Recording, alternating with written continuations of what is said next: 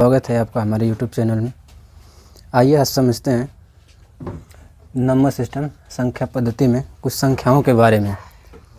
देखिए आज ये हमारे YouTube पर पहला वीडियो है, थोड़ा सा हम कंफर्टेबल नहीं फील करेंगे, समझने की कोशिश करिएगा। वास्तविक संख्याएं किन्हें कहते हैं? तो जितनी भी संख्याएं हम प्रयोग करते हैं अपनी गणित भाषा में, वो सभी संख्याएं हमारी आती हैं वास्तविक संख्या के अंदर।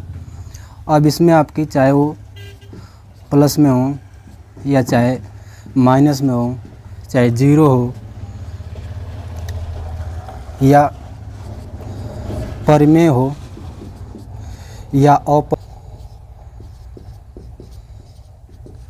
डैश डैश, ये सभी संख्याएं जो है आती हैं वास्तविक संख्याओं में।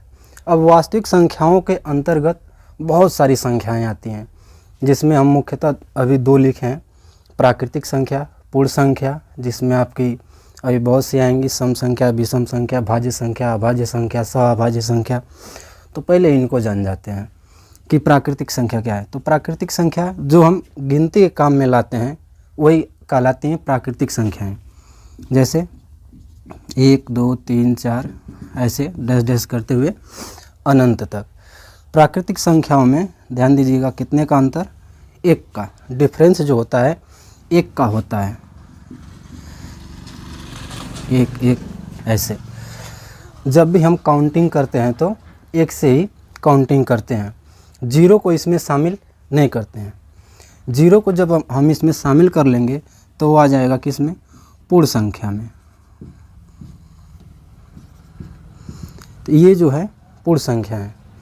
तो कहेंगे क्या जीरो प्राकृतिक संख्या है? नहीं, जीरो प्राकृतिक संख्या नहीं है, जीरो पूर्ण संख्या है। 1 प्राकृतिक संख्या है? हाँ। 1 पूर्ण संख्या है? हाँ। तो 1 जो है प्राकृतिक संख्या भी है और पूर्ण संख्या भी है। हम यहाँ कह सकते हैं कि सभी प्राकृतिक संख्याएं पूर्ण संख्याएं होती हैं, लेकिन सभी पूर्ण संख्याएं प्राकृतिक संख्याएं नहीं होती हैं। अगर जीरो को बस हटा दीजिए तो ये भी सभी क्या हो जाएंगे? प्राकृतिक संख्या में शामिल हो जाएंगे। अब इसमें हम देखेंगे कि वास्तविक संख्या में ही हमारा पूर्णांक निकल करके आता है। पूर्णांक जिसको हम क्या कहते हैं?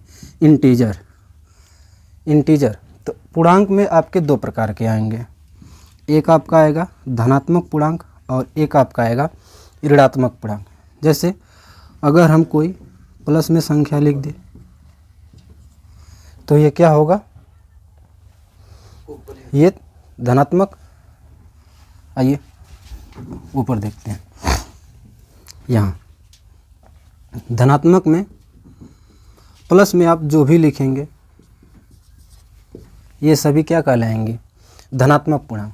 माइनस आप लगा दीजिए तो ये क्या कहलाएंगे? ऋणात्मक पूर्णांक। तो अब बात आती है कि जीरो हमारा क्या है? जीरो धनात्मक पूर्णांक है कि ऋणात्मक पूर्णांक है? तो जीरो हमारा न ही धनात्मक पूर्णांक है और न ही ऋणात्मक पूर्णांक है। कैसे? आइए समझते हैं। जीरो हमारा उदासीन पूर्णांक है, न्यूट्रल है। समझिए, ये 3 हम लिखे तो ये 3 क्या है? धनात्मक पूर्णांक है।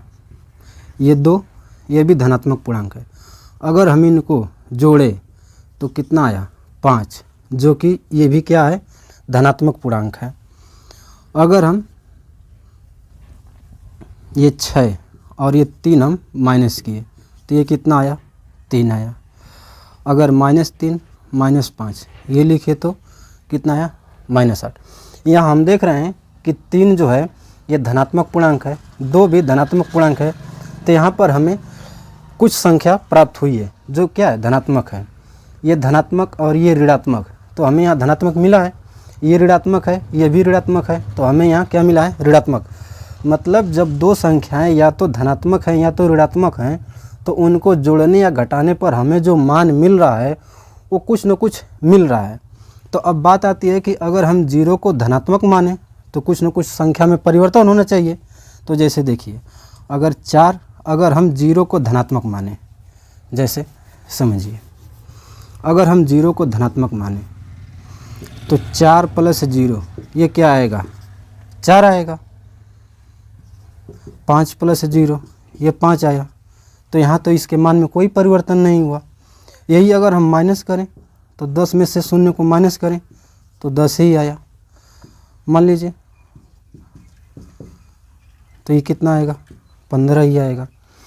तो 0 को जब हम किसी संख्या में जोड़ रहे हैं या किसी संख्या से घटा रहे हैं तो उस संख्या के मान में कोई परिवर्तन नहीं हो रहा है।